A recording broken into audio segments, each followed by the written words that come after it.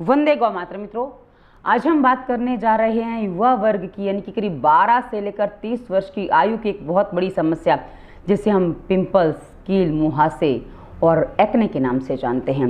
मित्रों, ये क्यों होते हैं, कैसे आते हैं, इसके कारण क्या है, इसके लक्षण क्या है और इसके साथ और कौन कौन सी समस्याएं आती हैं, हम आपको वो भी बताएंगे। साथ ही इसका समाधान, क्योंकि आपने अभी तक बहुत सारी क्रीम या फेस वॉश या कुछ ये क्या कहते हैं, जैसे पाउडर वगैरह आता है ना, जो फेशियल वगैरह जो भी आपने ट्राई किया है, फेस पैक वगैरह, वो करने के बाद आपको कुछ ना कुछ समस्या नई आ गई, यानी कि कभी कभी वो पिंपल्स दब जाते हैं, फिर वापस और जगह से आते हैं, या किसी किसी को फेस पैक से एलर्जी हो जाती है। ऐसे बहुत सारे प्रश्न मेरे पास आए हैं, इसलिए हम आपको जो समाधान बताने जा रहे हैं ना मित्रों, इस वीडियो में हम आपको सारी जानकारी देंगे कि आपको एक्ने पिंपल्स होते क्यों हैं। यदि आप थोड़ी सी सावधानी रखें तो आप अपने आप को एक्ने पिंपल्स से बचा सकते हैं और अपनी त्वचा को एकदम चमकदार और सुंदर बना सकते हैं। तो हम आपको सारी बातें बताएंगे और साथ में आपको क्या प्राणायाम वगैरह करना है, क्या पालन करना है, क्या खान पान होना चाहिए और होम रेमेडीज में आप क्या क्या फॉलो कर सकते हैं, ताकि आपको अपनी समस्या से समाधान जल्दी मिले। और अंत में मैं आपको एक ऐसा तरीका बताऊंगी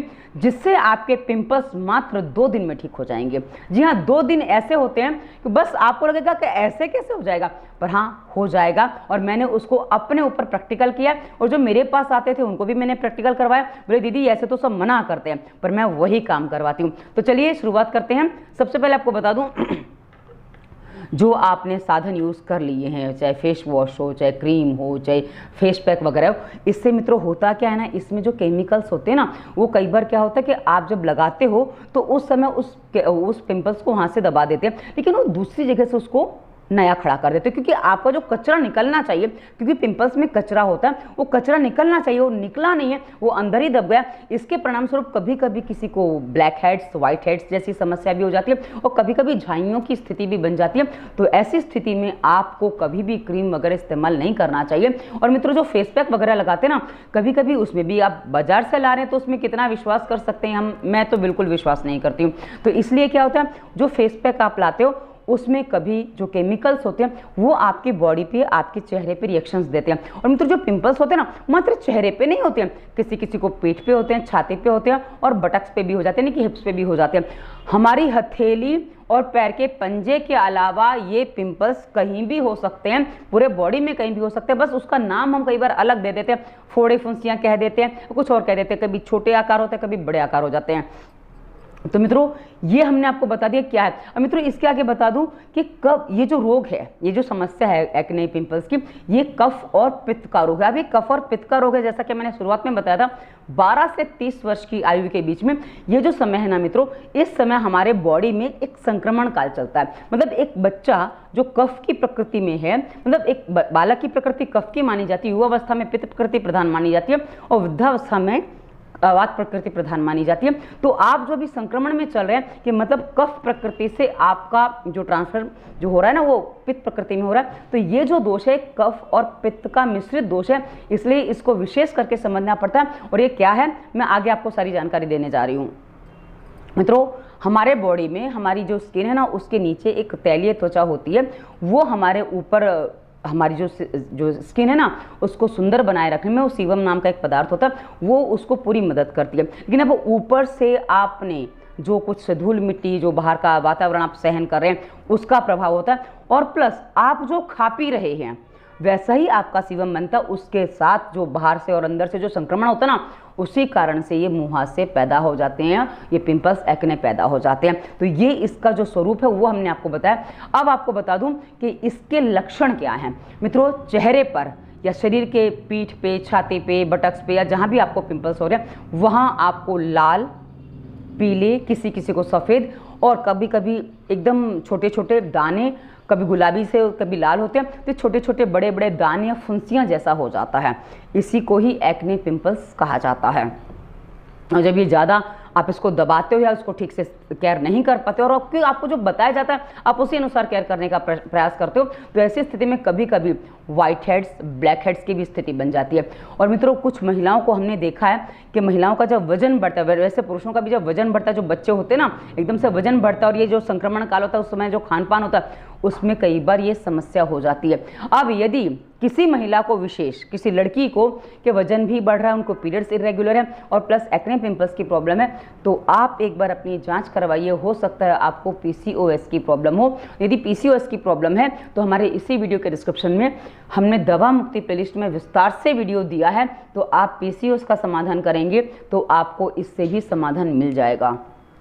उसके अलावा महिलाएं जो होती है ना, लड़कियां, उनको कभी कभी पीरियड्स के दौरान, विशेषकर महिलाओं को भी होता है कि पीरियड्स आने से पहले एकदम माथा या गाल पिंपल से भर जाते हैं, और जहां पीरियड्स क्लियर होता है उसके बाद वो वापस नॉर्मल हो जाता है, क्योंकि उस समय थोड़ी सी उनकी बॉडी में हीट बढ़ जाती है और ये गर्मी, जैसे कहा ना, पित्त और कफ का रोग है, तो विकृति है, तो उसके कारण से वो ऐसा हो जाता है। उसके बाद में भी कभी कभी जो मुहासे होते हैं ना, इसको दबाने से, थोड़ा ऐसे करने से दर्द भी होता है और किसी किसी को नहीं भी होता, दोनों बातें हैं। और कभी कभी मित्रों, जिनको, क्योंकि आजकल विज्ञापन इतना कई बार भयंकर चीजें प्रचारित कर देते हैं कि विज्ञापन में जैसे बताते हैं, अरे पिंपल हो गया, अब कहीं जा नहीं सकते, अरे कुछ ऐसा नहीं है। तो ऐसी स्थिति में जो विज्ञापन देख के और कुछ आसपास की चीज़ों को देख के कभी कभी बच्चे डिप्रेस्ड भी हो जाते हैं। तो यदि आपको डिप्रेशन जैसा लग रहा है, आपको बिल्कुल भी घबराने की आवश्यकता नहीं है। ये डिप्रेशन जैसी कोई बात ही नहीं, क्योंकि ये एक नॉर्मल क्रिया है जो आपकी बॉडी में हो रही है, तो उसको होने दीजिए। और इसको यदि बीमारी भी माने तो लोगों को कितनी सारी बीमारियां, लोग जल्दी टकले हो जाते हैं, ना जाने क्या क्या हो जाता है, गुस्सा आता है, ये भी तो एक बीमारी है ना, खाना नहीं खाते, ज़्यादा खाते, ये भी तो बीमारी है ना, तो वैसे ये भी एक बीमारी है। तो आप विज्ञापन पर मत जाइए, अपनी अकल चलाइए, और आपको बिल्कुल भी डिप्रेस होने की इस मामले में जरूरत नहीं है। यदि डिप्रेस होते हैं तो आप सिर्फ अपना नुकसान करते हैं और दुनिया भर के प्रोडक्ट आप खरीदेंगे, दुनिया भर का खर्चा करेंगे, लेकिन समाधान आपको नहीं मिलता है। तो मित्रों, ये हमने आपको बता दिया इसके लक्षण क्या। अब हम आपको इसके कारण बता देते। कारण समझे बिना कभी भी किसी समस्या का समाधान संभव नहीं होता। तो मित्रों, सबसे पहले आपको बता दूं, आनुवंशिक भी इसमें एक बहुत बड़ा कारण है। मित्रों, आनुवंशिक क्या होता है कि कई बार क्या होता है, माता पिता जो गलतियां कर रहे हैं, बच्चे ने वही करते देखा है, तो बच्चा भी वो गलतियां सेम रिपीट करता है। तो ऐसी स्थिति में जो माता पिता के साथ समस्या हुई है वो बच्चों के साथ भी होती है, और इस तरह ये कई बार आनुवंशिक चीजें भी बन जाती है। और कई बार डीएनए में कुछ चीजें आती हैं तो उसके कारण से भी ऐसा होता है। तो इसलिए इसको एक आनुवंशिक लक्षण भी आनुवंशिक कारण भी माना जाता है। उसके बाद मित्रों, दूसरा जो बड़ा कारण है ना, हार्मोन्स डिसबैलेंस। हार्मोन्स डिसबैलेंस कैसे होते हैं, क्योंकि इस समय जो होता है ना, कफ से पित्त की प्रकृति में आप हस्तांतरण हो रहे हैं, तो ऐसी स्थिति में आपके अंदर की कुछ चीजें बैलेंस में आगे पीछे होती हैं। तो ऐसी ही स्थिति में आपके हार्मोन्स जो बदल रहे हैं, क्योंकि हार्मोन्स चेंज हो रहे हैं, आपके बॉडी का स्ट्रक्चर चेंज हो रहा है, आपके अंदर की कुछ क्रियाएं चेंज हो रही हैं, आपके हाव भाव बदल रहे हैं, आपके शरीर पे जो जहां अंगों में बाल नहीं थे बाल आ रहे हैं, और जो बॉडी में चेंजेस आ रहे हैं ना, ये जो हार्मोनल चेंजेस होते हैं ना, ऐसी स्थिति में कई बार ये समस्या खड़ी हो जाती है। अब हार्मोन्स चेंज में और भी एक बहुत बड़ा रीजन होता है मित्रों, कि जैसे बच्चे बड़े होते हैं उनमें कुछ वासनात्मक वृत्तियां भी बनती हैं। यदि वासनात्मक वृत्तियां ज्यादा बन गई हैं और आपने चाहे लड़का हो चाहे लड़की, हस्तमैथुन आदि का सहारा ले लिया, तो ऐसी स्थिति में लड़कियों की मानसिकता विकृत हो जाती है और कभी कभी उनको ये लिकोरिया जैसा रोग भी हो जाता है, क्योंकि लगातार वो मानसिकता चलाने से वो वाइट डिस्चार्ज जैसा जाता रहता है, तो उनको भी प्रॉब्लम होती है, क्योंकि इसमें धातु क्षय होता है। वैसे ही मित्रों, जो लड़के होते हैं वो कई बार जो धातु बहाते हैं उसके कारण से जो शरीर में वीकनेस आ जाती है, और उसके बाद कभी कभी अचानक से, क्योंकि आप शरीर बनाना भी तो है, तो उनको जागते हैं तो एकदम खाना पीना बदलते हैं। तो ऐसी स्थिति में जो परिवर्तन आपने किया, इसमें भी कई बार एक्ने पिंपल्स की समस्या खड़ी हो जाती है। उसके बाद मित्रों, एक बहुत बड़ा कारण और है कि आप किसी भी रोग की दवाइयाँ खा रहे हैं। जैसे आजकल सर्दी जुकाम बुखार बार बार बच्चों को होता रहता है। अब किसी किसी बच्चे को हमने देखा मिर्गी भी आती है, और आजकल हमने छोटे छोटे बच्चों को थायराइड, डायबिटीज और ब्लड प्रेशर जैसी बीमारियाँ होते भी देखा। मतलब आप यदि महीने में एक बार भी डॉक्टर के पास जा रहे हैं, यानी आपको ऐसी दवाइयाँ खानी पड़ रही हैं, तो इसका भी प्रभाव आपके हार्मोन्स पर पड़ता है, और वो आपके डिसबैलेंस होते हैं, जिसके कारण से आपको ये समस्या हो जाती है। और ऐसी स्थिति में कई बार क्या होता है ना, बहुत से लोगों को भूख प्यास खत्म हो जाती है, भूख प्यास नहीं लगती है, तो जो अच्छा लगता है, मतलब जो मन करता है वो खा लेते हैं। चलो घर का खाना नहीं, बच्चा खा रहा तो कुछ भी बाहर से खिला दो। मैंने देखा है कुछ माएँ चॉकलेट बच्चों को खिलाने लग जाती है कि बच्चा चॉकलेट खा रहा है उसको चॉकलेट खिलाओ। तो मित्रों, जो एक्स्ट्रा मीठा जाता है बॉडी में, जो मीठा, चीनी वाला मीठा जिसमें केमिकल होते हैं, तो ये जो मीठी चीजें हैं ना, ये आपकी बॉडी को नुकसान पहुंचाती हैं, अंदर से नुकसान पहुंचाती हैं। वहीं बच्चा घर का नहीं खा रहा है, इसको बाहर के नूडल्स है, चाउमीन है, बर्गर है, या जो भी है, जो भी मैदे की चीज़ें हैं, जो भी है बाहर की चीज़ें हैं जिसमें प्रिजर्वेटिव भरपूर मात्रा में होता है, मसाले भरपूर होते हैं, और साथ ही इसमें जो नमक की मात्रा वो काफ़ी अधिक होती है। और ये कितने पुराना बना हुआ है, कितना बासा है, ताज़ा, कुछ पता नहीं होता। तो ब्रेड आदि की जो चीज़ें आप बाहर की जो खाते हो, जो घर में भी उसके कुछ प्रिपरेशन बना के, जैसे नूडल्स है घर में ला के बना लिया, तो ये जो चीज़ें हैं ना मित्रों, मैदे की, मसालेदार, और जो जिसमें प्रिजर्वेटिव पड़ा हुआ है, जिसमें ये सोडा वगैरह ज़्यादा पड़ा होता है, खमीरा उठा होता है, ये सारी की सारी चीज़ें आपके लिए हानिकारक होती है, क्योंकि ये सारी की सारी पचने में भारी होती हैं। प्लस ये बॉडी के अंदर जाके पचती नहीं, तो कब्ज़ भी होता है। और इसके कारण से क्या होता है ना, कब्ज़ के साथ में जो टॉक्सिन्स आपके बॉडी में बनते हैं, तो टॉक्सिन्स भी कभी कभी इसी रूप में, एक्ने, पिंपल्स के रूप में आपको दिखाई देते हैं। और वो आपको लगता है कि भाई ये क्या हो रहा है, क्योंकि जो आप खाते पीते हो, जैसे कि मैंने शुरुआत में बताया था, जो आप खाते पीते हो वही आपके रक्त में, खून में अवशोषित होकर जाता है, और वही आपके पूरे शरीर में फैलता है, और उसको जहां मौका मिलता है वहां वो अपना प्रभाव दिखाता है, और वो एक्ने, पिंपल्स या जिस रूप में आप देखें वो सामने आता है। और आपको लगता है कि अरे मेरे फेस पे नहीं, मेरे बटक पे है, मेरी पीठ पे है, उससे क्या फर्क पड़ता है। मित्रों, चाहे कहीं भी हो, वो मुंह से या फोड़े फुंसी जो छोटे छोटे आते हैं ना, वो आपके लिए घातक है। और ये सारे आपके खान पान, रहन सहन का ही परिणाम है। क्योंकि आजकल हमने देखा है, रहन सहन में बच्चों ने बहुत बड़ी गलतियां कर ली हैं। उनको लगता है हम कभी भी सो जाएंगे, कभी भी काम करेंगे, क्योंकि आजकल मैंने देखा है बच्चों को लगता है दिन में पढ़ाई नहीं करते बनता, रात को पढ़ाई करते बनता है। अब जब रात को आप पढ़ाई करेंगे, और आप जैसे सारे बच्चे जो रात को जाग रहे हैं, उनकी एक बात मैं आपको बता दूं मित्रों, आप दिन को रात, रात को दिन बना रहे हैं, तो हमारी जो प्रकृति है ना, जो ईश्वर ने बनाई है, उसकी रचना जो की है उसने उस अनुसार ही की है। इसलिए आप देखिए, जीव जगत का सारा जीव, जो भी प्राणी है, वो सब रात को सो जाते हैं, एक उल्लू के अलावा, एक चमगादड़ के अलावा जो उल्टा लटका होता है, तो वो रात को जागते हैं, बाकी सब सो जाते हैं। तो यदि वो बीमार नहीं पड़ते, हाँ, और उल्लू और चमगादड़ की प्रकृति वैसी बनी इसलिए वो जागते हैं, पर मनुष्य की प्रकृति वैसी नहीं बनी है। मनुष्य को रात को सो जाना चाहिए, क्योंकि मनुष्य को रात को दिखाई नहीं देता है। तो उल्लू को तो रात को दिखाई देता है, तो रात को जाग सकता है, पर हमें रात को दिखाई नहीं देता, इसलिए हमें नहीं जागना चाहिए। इसीलिए हमें रात को सोना चाहिए, दिन को जागना चाहिए, दिन को अपना काम करना चाहिए। लेकिन जो लोग ऐसी गड़बड़ करते हैं कि दिन में जागेंगे, दिन में सोएंगे, रात को जागेंगे, तो इसमें हार्मोन्स बहुत ज़्यादा डिसबैलेंस होते हैं, और जिसके परिणाम स्वरूप आपको आगे की परेशानियां, जो पिंपल्स और ना जाने किस किस रूप में झेलनी पड़ जाती हैं। इसलिए आपको इनसे बचना है, तो आपको दिनचर्या का सही पालन करना होगा। अब इसके अलावा मित्रों, आजकल कॉस्मेटिक्स का यूज़ बहुत ज़्यादा बढ़ गया। आजकल बच्चे देखो, छोटे छोटे बच्चों को मैं देखती हूँ, 6, 7, 8 साल के बच्चे, माँ को मेकअप करता देखती हैं लड़कियाँ भी मेकअप करती हैं। अब जो आप मेकअप करते हो, जो आप एक्स्ट्रा चीज़ें यूज़ करे हो, ये सारी की सारी चीज़ें आपको आगे जाके, जो लड़कियाँ मेकअप नहीं उतारती हैं, लगा के सो जाती हैं, या मेकअप ज़्यादा करती हैं, तो ऐसी स्थिति में आपकी जो त्वचा है ना, उसके रोम छिद्रों को ऑक्सीजन नहीं मिलता है।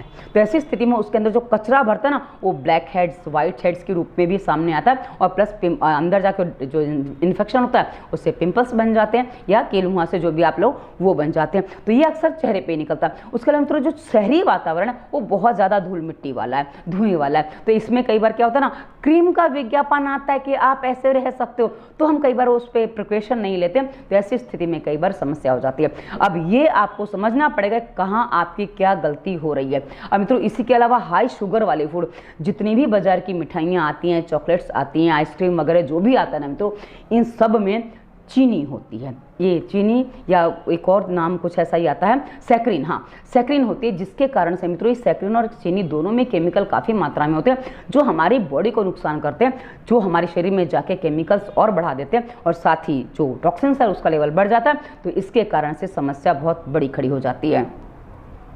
उसके बाद मित्रों, किसी को कब्ज़ है, कब्ज़ के बारे में मैंने आपको शुरुआत काफ़ी बताया थोड़ी देर पहले। तो यदि कब्ज़ है तो आपका खान पान सही होना ज़रूरी है, तो कब्ज़ का समाधान होगा, तो आपको जल्दी आराम मिलेगा। और कब्ज़ के साथ किसी को पेट साफ नहीं होने से, चटपटा ज़्यादा खाते हैं, ये सब करते हैं ना, तो एसिडिटी बहुत ज़्यादा होती है। जब एसिड ऊपर को रिफ्लेक्ट होता है, वो एक पता चलता है, और वही एसिड आपके खून में मिल जाता है, तो वही आपके पिंपल्स और एक्ने, फोड़े फुंसियों के रूप में आपके शरीर में दिखाई देता है। उसके बाद मित्रों, सबसे एक और जो बड़ा रीज़न है, क्योंकि आजकल का ना मेकअप का ज़माना है, दिखावे का ज़माना है, तो ऐसी स्थिति में लोग चेहरा नहीं धोते हैं। यानी मैंने देखा है कुछ महिलाओं को, तो सुबह 6-7 बजे, क्योंकि मैं मुंबई में रहती हूँ, तो सुबह 6-7 बजे घर से निकलती हैं, तो मेकअप करके निकलती हैं, और पूरा दिन रात को 9-10 बजे वापस आती हैं, तब तक वो मेकअप वैसा का वैसे उनके चेहरे पे लगा होता है, वो मेकअप साफ़ ही नहीं करती हैं।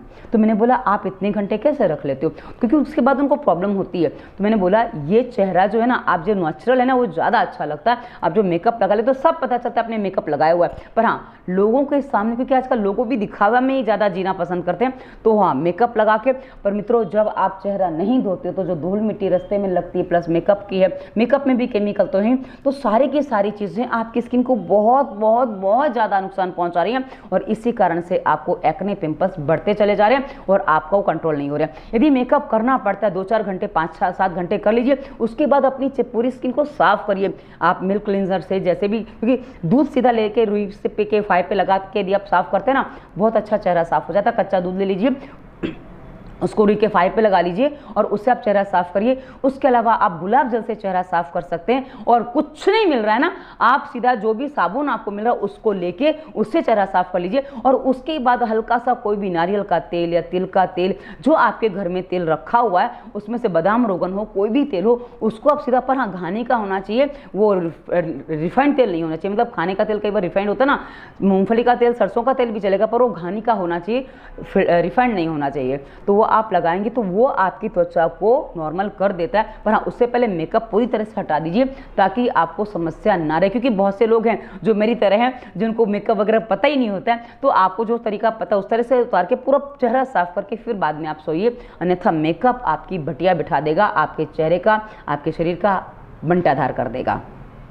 ये हमने हमारे सामने जो कारण थे आपको बता दिए। अब हम आपको बताते हैं कि उपचार के लिए आपको क्या करना है। मित्रों, सबसे पहले उपचार के लिए आपको दिन में ये याद रखना है कि जितनी बार आप संडास पेशाब को जाते हैं, यानी कि पेशाब पी करने जाते हैं, छीछी करने जाते हैं, वो जो अलग अलग भाषाएं आप बोलते हो, तो उस समय आपको क्या करना है, उसके बाद आपको मुंह में पानी भरना है। ठीक है, ऐसे करके मुंह में पानी भरा, उसके बाद इस तरह से चेहरा धोना है। यदि आप दिन में 5-6 बार ये कर लेते हो, आप 2 से 3 दिन में अपना रिजल्ट देखो कि किस तरह से आपका चेहरा बदल रहा है, किस तरह से आपके एक्ने पिंपल्स साफ हो रहे हैं। उसके बाद मित्रों, जो कब्ज होती है और जो आपकी सांस नाक से नहीं चलती, क्योंकि नाक से सांस ना चलने से बॉडी में कार्बन डाइऑक्साइड बढ़ जाता है और टॉक्सिन्स ज़्यादा बढ़ जाते हैं। तो ऐसी स्थिति में आपको इसी वीडियो के डिस्क्रिप्शन में हमने 2 प्लेलिस्ट विशेष करके दी है जो आपको समझनी है। मित्रों, आपकी समस्या बहुत पुरानी है, आप बहुत कुछ कर चुके हैं, बहुत कुछ लगा चुके हैं, समाधान नहीं मिल रहा, आपने बहुत सारे ट्रीटमेंट ले लिए, समाधान नहीं मिला, तो मेहरबानी करके अपने लिए, किसी और के लिए आपको नहीं करना, अपने लिए इसी वीडियो के डिस्क्रिप्शन में 2 प्लेलिस्ट में दिए, डोंट एंड डू। डोंट क्या है, तो रोगों के कारण प्लेलिस्ट में आपको डोंट के सारी मिल जाएंगे, और डू क्या, करना क्या है, वो आपको स्वास्थ्य नियम में मिल जाएगा। हो सकता है 1-2 दिन आपको देने पड़े। इन बातों को आप समझिए कि कहाँ आप रहन सहन खान पान में गलती गड़बड़ कर रहे हैं, ताकि आपके एक्ने पिंपल्स की समस्या जड़ से ठीक हो सके, ना कि बस ऊपर ऊपर कुछ हो गया, मेकअप पोतले लगा लिया, हो गया और बाद में वापस आ गया। क्योंकि वापस बार बार आता है तो हम परेशान होते हैं, तो और कई बार दर्द भी होता है ना किसी किसी को, तो ज़्यादा परेशानी हो जाती है। तो आप कृपया करके, मेहरबानी करके अपने ऊपर मेहरबानी करिए कि आप वो 2 प्लेलिस्ट देख लीजिए, ताकि आपको पता चले आप जो मैदे का खाना खाते हैं, जो रवा का खाना खाते हैं, जो जिसमें आप तवे में धुआं उठाते हैं, वो सब कितना हानिकारक है। वो सब भी एक बहुत बड़ा रीज़न है आपके एक्ने पिंपल्स का। और जो नशा वगैरह करते हैं, तो नशा वगैरह करने से कैसे हमारे बॉडी में परिवर्तन आता है, सारी चीज़ें मैंने डोंट में बताया, और साथ में डू में बताया कि आपको कितना पानी पीना चाहिए। क्योंकि जब आप पानी सही मात्रा में पीते हैं तो आपके बॉडी से जो अंदर से ना, वो अंदर से सफाई हो जाती है, जिससे आपके टॉक्सिन्स बॉडी से बाहर निकल जाते हैं, जो आपके ब्लड को साफ करने में आपकी सहायता करता है। और जहाँ आपका ब्लड साफ होगा, वहीं से आपको समाधान मिलने लगेगा। वहीं जब नाक में तेल डालते हैं ना मित्रों, तो नाक में मैंने डाल के दिखाया, आप देखेंगे तो आपको बहुत इजीली समझ में आ जाएगा, कुछ भी कठिन नहीं है। तो आप पहले लगा के देख ले, फिर बाद में डालने का भी ट्राई करेंगे तो हो जाएगा। तो इससे क्या होगा ना, आपके जो नाक में तेल डालेंगे तो उससे आपके जो बाल झड़ रहे हैं, जो आपको पढ़ाई में मन नहीं लग रहा है, जो आप बेचैनी ज़्यादा होती है, जो घबराहट होती है, और जो आपको अनइजीनेस होती है ना, वो सबका सब समाधान आपको नाक में तेल डालने से मिल जाएगा। आप करिए, आपको बहुत सारे बेनिफिट इन दोनों प्लेलिस्ट के वीडियोस देख के फॉलो करने से मिलने वाले हैं। तो कृपा करके उनको देख लीजिएगा, ताकि आपको अंदर से पूरा साफ होने में सहायता मिले। उसके बाद आपको भोजन में क्या लेना है, तो आपको भोजन में जिस ऋतु में आप चल रहे हैं, जिस प्रांत में आप रहते हैं, जिस देश में आप रहते हैं, वहां पर जो भी फल और जो भी सब्जियां उपलब्ध हैं वो आप भरपूर मात्रा में खाइए। हरी सब्जियां खाइए, हरी सब्जियों का मौसम नहीं, क्योंकि जब बरसात की ऋतु आती है तो हरी सब्जियों का मौसम नहीं रहता है, तो उस समय आप दाने भी खाएंगे तो अच्छा रहेगा। और उसके अलावा जो मौसम के अनुसार उपलब्ध है, जो घर में ताज़ा खाना मतलब पूरा घर में मेड होकर बनता है, मैं उस पर भी वीडियो देती हूँ आगे, प्लेलिस्ट है सरल भोजन, उसमें हमने हर चीज़ आप घर में कैसे बना सकते हैं, मैंने वीडियो देना चालू किया, अभी धीरे धीरे और संख्या बढ़ जाएगी, तो आप सीख सकते हैं कि कैसे फटाफट घर में चीज़ें आप जो बाहर से खरीद के खा रहे थे या बाहर से रेडी टू ईट ला रहे थे, वो कितना सरल है घर में बनाना, वो भी बिना रवा, बिना मैदा, बिना कुछ सोडा आदि डाले। तो मैंने ऐसे वीडियोस दिए, तो आप देखेंगे तो आपको पता चल जाएगा, तो आपको समझ में आ जाएगा। तो उनका सेवन करिए ताकि आपके बॉडी में कम से कम केमिकल जाए। हाँ, अब अनाजों में जो केमिकल आ रहे हैं, जो उसको तो हम कुछ कर नहीं सकते क्योंकि हम खाए पिए बिना रह नहीं सकते, पर हम एटलीस्ट और केमिकल उसमें ना डालें जो बाहर आके पड़ जाते हैं। वो खेत वाले तो अभी हम कुछ कर नहीं सकते, वो जब होगा तब होगा, पर जो दुकान वाले डालते हैं उससे हम अपने आप को बचा सकते हैं। इसलिए मैं आपको बता रही हूँ कि आपको ये करना है। उसके अलावा मित्रों, हरी सब्जियों के साथ आप खीरा है, गाजर है, शकरकंद है, क्योंकि लोग आलू ज़्यादा खाते हैं, शकरकंद नहीं खाते हैं, तो शकरकंद आप खाइए, ये आपके बॉडी को साफ करने में आपकी सहायता करेगा। उसके बाद मित्रों, दही, अखरोट, काजू, किशमिश की आपकी ताकत है, क्योंकि भाई आर्थिक ताकत भी तो चाहिए, तो खा सकते हो, और नहीं है तो कोई बात नहीं, मूंगफली और चना जिंदाबाद, उसको खा के भी आप अपनी बॉडी की एनर्जी बढ़ा सकते हो, उसमें भी प्रोटीन अच्छा होता है। तो अब चना भुना हुआ और वो मूंगफली भी भुनी हुई आती है, आप उसको भी खा के अपना स्टेमिना, वो जो भी आपके अंदर की इनर पावर बढ़ा सकते हो, और ये आपको ताकत भी देते हैं और प्लस आपकी स्किन को भी हेल्दी रखने, क्योंकि इसमें तेली चीज़ें होती है ना, तो आपको सहायता करते हैं। अब हम आपको कुछ और चीज़ें बता दें मित्रों, आप यदि जल्दी समाधान चाहते हैं तो स्वास्थ्य नियम रोगों के कारण समझने के साथ ही आपको कुछ प्राणायाम कर लेने चाहिए, आसनों का अभ्यास कर लेना चाहिए, जिसमें आपकी स्ट्रेचिंग होती है, क्योंकि आजकल स्ट्रेचिंग नहीं होती है। तो स्ट्रेचिंग जब होगी ना, तो आपके पूरे बॉडी में जो ब्लड सर्कुलेशन ठीक से होगा, इससे आपके चेहरे में भी आपको काफ़ी आराम मिलेगा। और चेहरे के व्यायाम के लिए हमने इसी वीडियो के डिस्क्रिप्शन में हलन चलन व्यायाम में और सौंदर्य प्लेलिस्ट में हमने विस्तार से और भी वीडियो दिए कि आप चेहरे का कैसे टेढ़ा मेढ़ा जो हमने बताया वो करके व्यायाम कर सकते हैं, जो आपके चेहरे की फ्लेक्सिबिलिटी को बढ़ाएगा, तो आपके एक्ने पिंपल्स जल्दी ठीक होने में आपकी सहायता होगा। उसके अलावा मित्रों, आप सर्वांगासन है, हलासन है, पश्चिमोत्तानासन है, ये आसन कर सकते हैं। इसके आसन के अभ्यास से आपकी हाइट भी बढ़ेगी, क्योंकि यदि आपने हस्तमैथुन आदि कर लिया तो हाइट नहीं बढ़ रही है, तो वो भी होना चाहिए ना। तो हम आपको सारे समाधान साथ में बता देते हैं। अब हम आते हैं कि आपको होम रेमेडीज़ क्या क्या फॉलो करनी है। मित्रों, सबसे पहले आपको मैदे, चॉकलेट आदि चीज़ें नहीं खानी, ये आपके लिए विष तुल्य है, ये आपको समझ लेना पड़ेगा। और वैसे जिसमें खमीरा उठाया, जो प्रोसेस फूड है, जैसे ब्रेड है जिसमें ईस्ट पड़ता है, ब्रेड है, बन है, और उसके अलावा जो पिज़्ज़ा आता है, ये सब प्रोसेस फूड है, उसको आप जितना अवॉइड करेंगे उतना आपके लिए अच्छा, क्योंकि ये सारे के सारे आपको कब्ज़ करते हैं, आपके पेट को साफ नहीं होने देते, जिससे गर्मी बढ़ती है और ये समस्याएं आगे जाके बढ़ जाती हैं। तो ये आपको ध्यान रखना है। उसके बाद मित्रों, सबसे पहला प्रयोग मैं आपको बता दूं, बर्फ़ की तराई। बर्फ़ आप ले लीजिए, कपड़े में लपेट लीजिए, जहाँ एक्ने पिंपल्स है वहाँ थोड़ा थोड़ा उसको, क्योंकि उस हिस्से को देखिए आप थोड़ा गर्म मिलेगा आपको, तो उस पर बर्फ़ की सिकाई करेंगे ना, तराई करेंगे, तो उससे आपको थोड़ा आराम मिलेगा। ये आपके पिंपल्स को बिठाने में आपकी सहायता करेगा। मैं 2 दिन में पिंपल्स ठीक होंगे उसका उपाय भी बताने वाली हूँ, मैं भूली नहीं हूँ, मुझे याद है। अच्छा, उसके बाद मित्रों, आप सफ़ेद टूथपेस्ट, मिसवाक का मैंने देखा है उसका काफ़ी अच्छा प्रभाव होता है, तो मैंने मिसवाक लिया था। तो मिसवाक जैसा टूथपेस्ट आप कोई भी ले लीजिए, वो आप लगाइए पिंपल्स पर, उससे भी पिंपल्स आपके बहुत जल्दी बैठ जाते हैं। उतने हिस्से में लगा देंगे चलेगा। उसके अलावा मुल्तानी मिट्टी है, गुलाब जल है, नींबू है, इसका थोड़ा सा फेस पैक बना लीजिए, जहाँ आपको दाने पिंपल्स निकले वहाँ आप लगा दीजिए, उससे भी आपको ठंडक मिलेगी और काफ़ी अच्छा आराम मिलेगा। हाँ, यदि चेहरे पर लगा रहे तो ध्यान रखिए, वो आपको पता होगा फेस पैक लगाने के बाद वो हिलना नहीं चाहिए, नहीं तो स्क्रैचेस ज़्यादा आ जाते हैं, वो सब आपको पता है, मुझे उतना नहीं पता है, तो कर लेना। अच्छा, उसके बाद मित्रों, एलोवेरा जेल लगाने से भी बहुतों को आराम मिल जाता है, पर किसी किसी को एलोवेरा जेल से एलर्जी होती है, तो आप एलोवेरा घर का लगाइए, बाजार का मत लगाइए। और मैंने देखा है पतंजलि का एलोवेरा जेल बहुत अच्छा है, क्योंकि मैंने उसको आंख में भी लगाया तो प्रॉब्लम नहीं है। मैंने एक वीडियो में उसको आंख में भी लगा के दिखाया, तो आप सौंदर्य प्लेलिस्ट में आपको वीडियो मिल जाएगा, तो आप उसका भी प्रयोग कर सकते हैं, वो भी काफ़ी अच्छा है। उसके अलावा नींबू का रस, रात को सोने से पहले क्या करिए, एक नींबू निचोड़ लीजिए, थोड़ा सा रुई ले लीजिए, छोटा सा फहा रुई का बना लीजिए, उसमें नींबू का रस डाली लगाइए, और उसको जहाँ पिंपल है ना वहाँ इसे दबा दीजिए। वो थोड़ा आपको जलन देगा, जलन तो देगा क्योंकि नींबू है ना, और थोड़ा यदि उसमें होगा तो जलन देगा, पर वो पिंपल्स आपका बिठा देगा, उसको काफ़ी अच्छा काम करेगा। उसके लिए मित्रों लहसुन का पेस्ट अच्छे से घोंट के बना लीजिए, उसमें थोड़ा सा पानी डाल के यदि लगे तो, नहीं तो उसका जो पेस्ट जो बनेगा ना एकदम बारीक सा, उसको भी आप लगा सकते हैं, इससे भी आपको काफ़ी अच्छा आराम मिलेगा। उसके लिए मित्रों शहद लगा के आप सो नहीं सकते, बाकी चीज़ें लगा के आप सो भी सकते हो, पर शहद लगा के कभी नहीं सोना, वरना चींटियाँ आ जाएंगी तो आपको काटेंगे। तो आपको क्या करना है, शहद 15-20 मिनट लगा लीजिए, उसके बाद लगाने के बाद उसको, वैसे शहद तो है ना पूरे चेहरे पे लगाइए, पूरे चेहरे पे शहद लगा के थोड़ा देर आप आराम से बैठ जाइए। और शहद लगाने में गाढ़ा मत लगाइएगा, मोटा मोटा मत लगाइएगा, उसको एकदम स्प्रेड करके लगाइएगा, क्योंकि शहद जो है ना गर्म स्किन है ना, तो उसके साथ वो थोड़ा पिघलता है, तो वो पसीने की तरह भी बहेगा, तो इसलिए उसको बहुत हल्का लगाना है।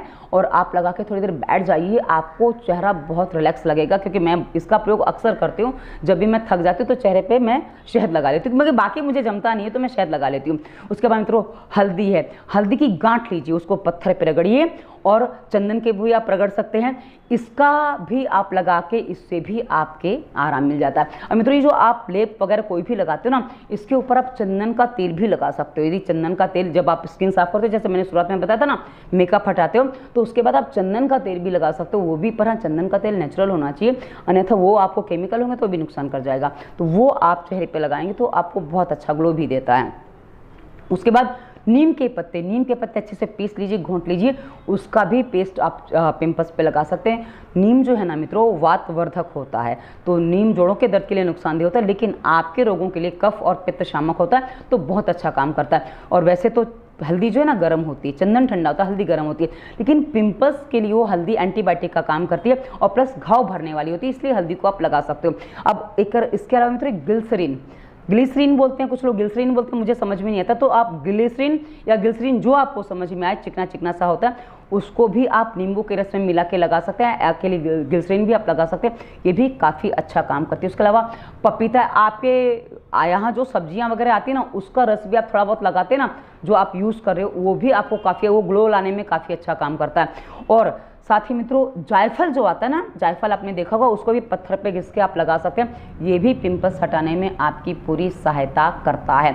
तो हमने आपको बहुत सारे होम रेमेडीज भी बताए हैं, पर मित्रों एक बात ध्यान रखिए, जो आप लगाने वाली चीज़ें मात्र लगा के अपने आप को ठीक करना चाहेंगे, नहीं होगा। क्लियर बता दूं, नहीं होगा, क्योंकि इससे पहले आप काफ़ी कुछ कर चुके हो, बहुत छोटे छोटे वीडियो देख के भी आप कर चुके होगे। जब तक आप स्वास्थ्य नियम का पालन नहीं करोगे, डू एंड डोंट नहीं समझोगे, मैं चौथी बार बोल रही हूँ, डू एंड डोंट नहीं समझोगे, तब तक वो चीज़ें, गलती नहीं सुधारोगे, तब तक आप बिल्कुल भी अपने पिंपल्स को ठीक नहीं कर पाओगे। हाँ, शॉर्ट टर्म समाधान आपको मिल जाएगा, पर परमानेंट सॉल्यूशन आपको नहीं मिलेगा। परमानेंट सॉल्यूशन के लिए आपको सब करना अनिवार्य है, करोगे तो 2 से 3 दिन में रिजल्ट मिलने लगेगा। अब मैं आपको बता दूं 2 दिन में पिंपल्स आपके कैसे ठीक होंगे। मित्रों जब पिंपल्स होता है ना, कोई भी पिंपल होता है, तो आप उसको देखिए कि एक समय के बाद वो पक जाता है।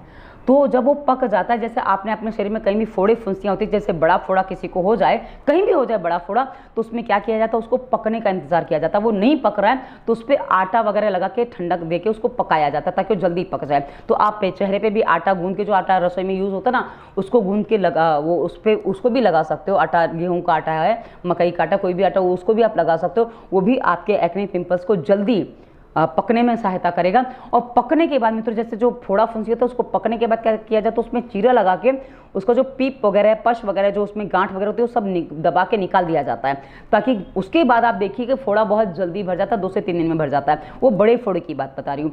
वैसे ही मित्रों, जो आपके चेहरे पे पिंपल्स वगैरह आ जाते हैं, यदि वो नहीं पका तो उसमें थोड़ा सा आटा लगा के उसको पका दीजिए, और उसके बाद जब वो पक जाए, उसको मात्र ऐसे करके दबाएंगे ना, तुरंत उसकी कील निकल जाएगी। तो यदि कील जब आप निकाल देते हैं, तो जो आपको खड्डे हो जाते हैं ना, पिंपल्स के बाद अक्सर लोगों को खड्डे हो जाते हैं, वो खड्डे नहीं बनेंगे, क्योंकि मैंने हमेशा पिंपल्स फोड़े, मेरा हाथ रुकता नहीं था, मैं पिंपल्स फोड़ देती थी। और मैंने ये बात बहुतों को बताई, तो जिनको भी बताई उन्होंने कहा दीदी बहुत फास्ट काम करता है, मतलब उसके बाद दूसरे दिन पिंपल्स होता ही, बचता ही नहीं है। और वही यदि आप बैठने का इंतजार करते हो ना, कुछ लगा वो बैठ जाएगा, ठीक हो जाएगा, तो उसमें आपको 2-3 दिन और लग जाते हैं। प्लस वो कील जो रह जाती है, उसको निकालने में कभी कभी ब्लैक हेड और कभी कभी ज़्यादा होता है, किसी किसी को वाइट हेड की समस्या आ जाती है। तो ये सब समस्या से यदि आप बचना चाहते हो, तो पिंपल्स जैसे एक ध्यान रखें, जब तक पके नहीं फोड़े नहीं। पक जाए उसको तुरंत फोड़ दीजिए। आप देखिए दूसरे दिन उसमें रिलैक्स हो जाएगा, कोई दर्द नहीं होगा, कोई पेन नहीं होगा। और तीसरे दिन आप देखेंगे कि आपके पिंपल्स के स्थान पर एकदम प्लेन है, कुछ भी नहीं बचा है। ये छोटा सा था, हल्का सा उसमें पपड़ी आई होगी, उसको ऐसे कर दीजिए, निकल जाएगा, काम खत्म।